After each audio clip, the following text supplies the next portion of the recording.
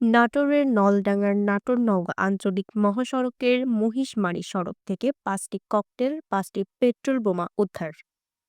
বিস্তারিত থাকছে তারিকুল ইসলাম শোভনের প্রতিবেদনে। নাটোরের নলডাঙ্গা থেকে ৫টি ককটেল, ৫টি পেট্রল বোমা উদ্ধার করেছে পুলিশ। আজ শুক্রবার রাত ৯টার দিকে উপজেলার নাটোর-নওগাঁ আঞ্চলিক মহাসড়কের মহিষমারী সড়ক থেকে এগুলো উদ্ধার করা হয়। নলডাঙ্গা থানার ভারপ্রাপ্ত কর্মকর্তা সাকিউল আজম বলেন, রাত ৯টার দিকে গোপন সংবাদের ভিত্তিতে জানা যায় উপজেলার নাটোর-নওগাঁ আঞ্চলিক মহাসড়কের মহিষমারী এলাকায় সড়কে অগ্নিসংযোগ করেছে দুর্বৃত্তরা। এমন সংবাদ পেয়ে দ্রুত ঘটনাস্থলে যায় পুলিশ।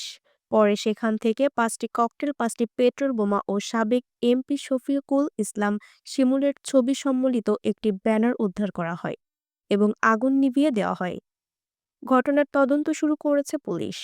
দ্রুত ঘটনার সাথে জড়িতদের আটক করা হবে। এ ঘটনায় আইনি ব্যবস্থা প্রক্রিয়াধীন।